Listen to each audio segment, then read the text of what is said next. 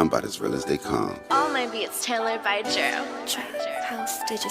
Maserati Rick in Detroit, convertible bird in Miami. Graduated summa cum laude. Strip club made a tsunami. Carlton Hines with the ball game. Grateful Edmonds with the snowflakes. Craig Pettis in the M-Town. Sal Magluta with the boat game. Falcone with the cocaine. Like Freeway Ricky with the plug game. Like Monster Cody in South Central. Larry Davis from close range. Kareem Biggs Burke grew up here in the projects of Harlem, a place as rich in spirit as it is fraught with dangers. And you learn early on the difference between fireworks and gunshots. Biggs says there are not a lot of stories like his, where people without resources go on to make it big time. His own brother Bob perished on these streets years ago when they were both young men. I got a call around midnight that he was killed. Shot 9 times. I mean, I always just imagine myself out of this environment and doing something bigger. Biggs left Harlem long ago. He's a self-made millionaire many times over, but he's not forgotten the years his family ended up in a homeless shelter. It was a tough time for me and my family, but it was at that age, around 12 years old, and I said I'll never be impoverished again. His opportunity came in his late teens. That's when one of his childhood friends, Damon Dash, introduced him to Sean Carter, a wannabe rapper from Brooklyn. Not long after that, the three founded Rockefeller Records, and Sean Carter became known as Jay-Z. We made hundreds of millions of dollars. You know, we sold probably close to 60 million records. That was more than 20 years ago. Back then, Biggs' hunger for a better life led him to seek out the symbols of wealth. A drug kingpin who dominated New York City's cannabis trade alongside rap giant Kareem Biggs Burke, credited with launching Jay-Z's career, copped to coordinating 9 murders. Manuel Giovanni-Rodriguez Perez, aka El Monstro, ran a massive cannabis market from the early 1990s to 2010 and put out dozens of hits. The 43-year-old pled guilty to 1 count of racketeering conspiracy in Manhattan federal court and faces up to life in prison. Biggs, the Rockefeller Records co-founder, was recorded talking to the self-described monster about cannabis suppliers. Yeah, so what happened was it was a conspiracy because I connected somebody from New York to a farmer in California. I was actually buying dispensaries, and I was looking to purchase some of these farmers' houses as well to sell to the dispensaries, thinking I'm building a vertical business. But in that time, it takes 3, 6, or 9 months to get up and running. So a friend of mine asked me to connect them with somebody, and because they connected, even though they didn't do a deal, they spoke about it on the phone. That's a conspiracy, and I conspired because I connected them.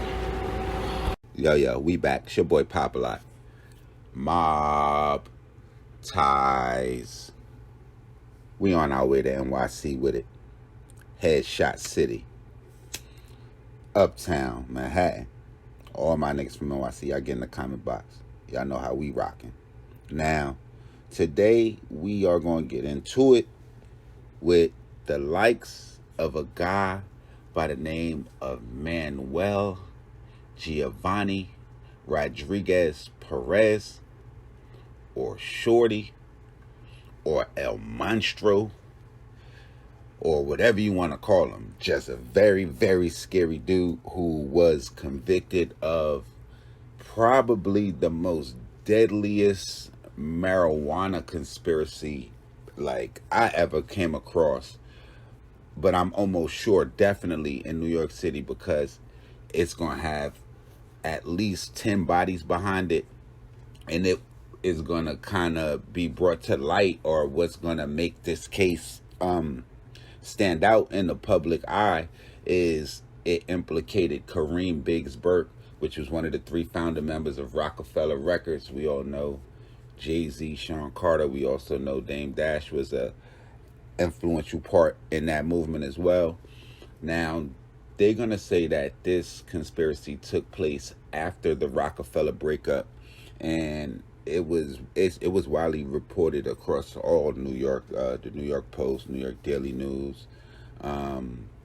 It was covered by even CNN because Also, actually, a guy that don't get light in far as the conspiracy is another guy going to be Matthew, the magazine guy, Stang, who was actually either a writer or an ad salesman or something like that for the popular weed magazine High Times. If anybody kind of been around or know about the weed, they're going to say he was also implicated. It was reported by CNN, because this conspiracy is going to take place right around circa 2010. It would look like it was a 2-year operation run by ICE, and CNN reported that federal agents capped off that 2-year investigation with dozens of arrests. They broke a major smuggling operation that dominated the New York area for 2 decades at least, and among those arrested was, like I mentioned earlier, El Monstro, also Kareem Burks, also Matthew Stagg. They're going to say the original organization have allegedly dominated an illegal marijuana market in New York City for almost 20 years, and that was said by Special Agent in Charge James T. Hayes Jr. The high-profile stature of some of the alleged members of these organizations is especially troubling, is what he was going on to say. And ICE would say that they suspected that El Monstro was the leader. He was heard discussing violent acts on intercepted telephone calls, including a threat to hunt a customer who was late for paying for a marijuana shipment. And the operation was actually dubbed Green Venom. It started in July of 2008, and it used at least 20 separate wiretaps to bring down the affiliates of the suspected drug crews. The operation also targeted alleged brokers who have controlled the movement of drugs from Florida to New York, and drivers who also transported those drugs. Law enforcement going to say they seized at least $2 million in proceeds of marijuana sales and at least 225 pounds in that drug case, and that was since 2008, which that article was pretty much reported in 2010. Now, we talked about the long list of crimes that he was charged with. I can kind of go down the list. It looks like he had 1 count of racketeering. He had 2 counts, and this is for El Monstro, who was the alleged leader of the conspiracy. 1 count of racketeering, 2 counts of racketeering conspiracy, 3 counts of conspiracy to distribute and possess with the intent to distribute 1,000 or more kilograms of marijuana, 10 counts of murder, well, actually 11 counts of murder, 29 counts of money laundering, 39 counts of travel in interstate and foreign commerce in the aid of racketeering, 31 counts of travel in interstate and foreign commerce in the aid of racketeering, 32 counts of travel in interstate and foreign commerce in the aid of racketeering. So, and like some of these counts are facing like 5 years each count, and 40 counts of the use and possession of a firearm during the retaliation and in aid of and furtherance of a racketeering conspiracy. So it's a laundry list of charges, and some of the murders that he was actually charged with, I'm just going to skim through because, like I said, it's just so many. One was a guy by the name of Francisco Perez, aka Frankie. They're going to say he was murdered on October the 26th, 1997. They're going to say Perez was murdered at the discretion of El Monstro and under the watch of El Monstro.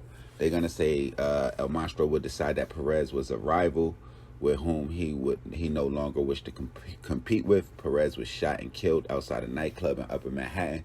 Rodriguez watched that murder from the safety of a nearby pool hall and later informed a cooperating witness that he had given himself the murder as a birthday present. Now, the next murder he was charged with was a guy by the name of Antonio Cassie, or Toasty, and that was on December 13th, 1998.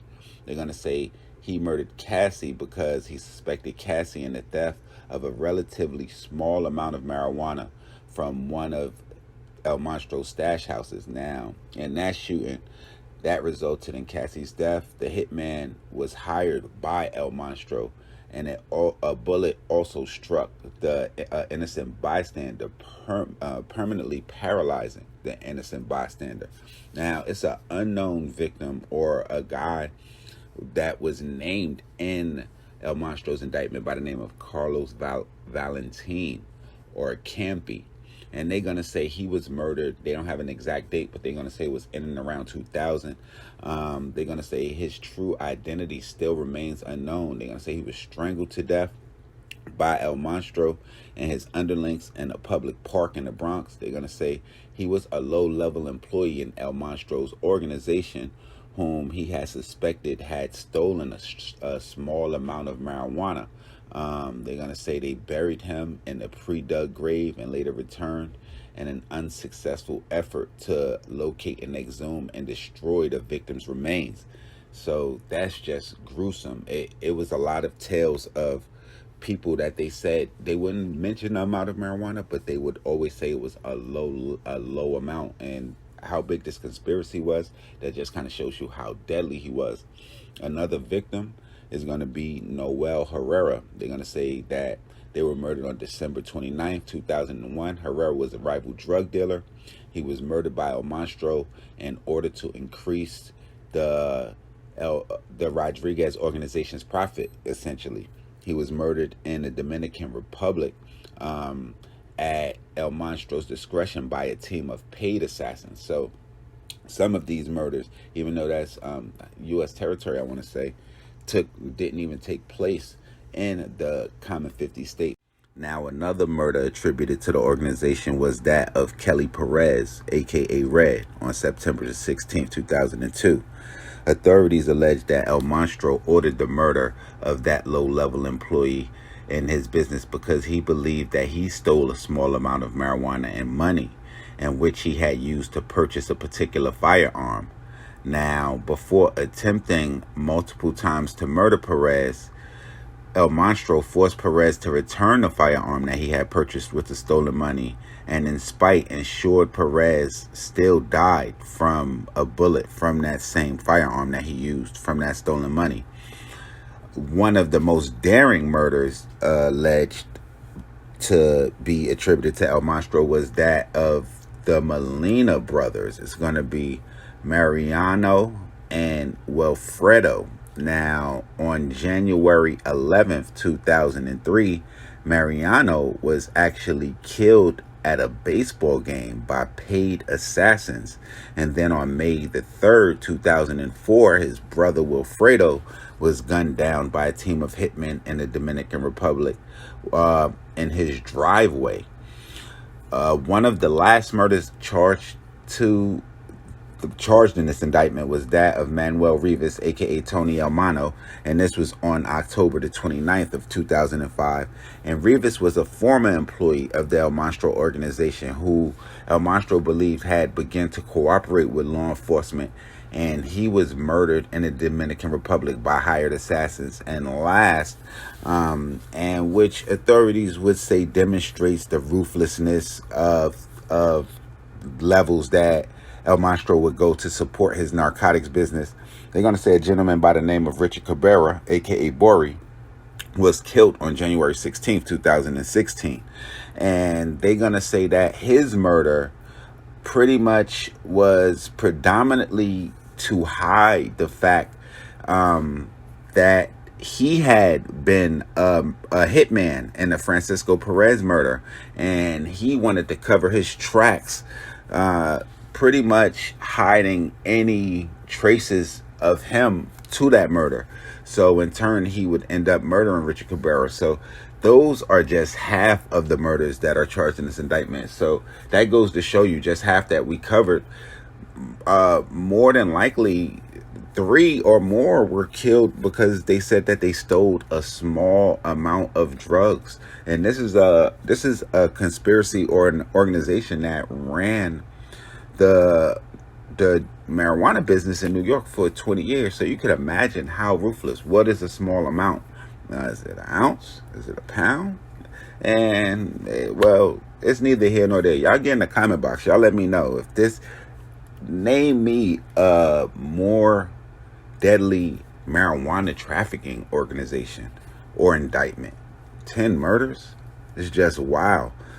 Y'all make sure y'all follow me on Instagram, on Twitter, POP_A_LOT. Y'all hit the bell right under this video right here to know when this Trill Spill shit is dropping.